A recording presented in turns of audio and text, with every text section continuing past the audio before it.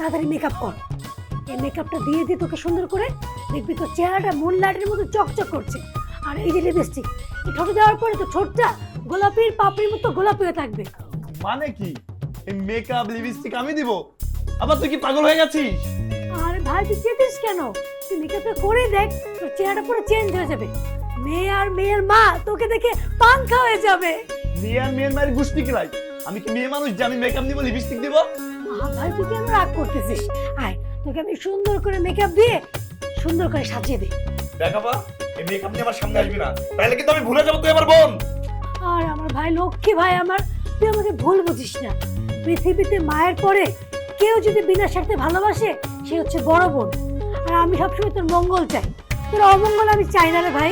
তোর মঙ্গল অমঙ্গল আমার দেখার দরকার নেই, তুই আমার চোখের সামনে চলে যা, নাহলে কিন্তু আমি। এই শুনতে পেলি? মা তোকে ডাকছে, আর দেরি করিস না, আয় তোকে সাজগোজ করে দিই, তাড়াতাড়ি কর। আমি কোনো সাজগোজ করতে পারবো না, কারণ আমি মেয়ে না, আমি একজন ছেলে।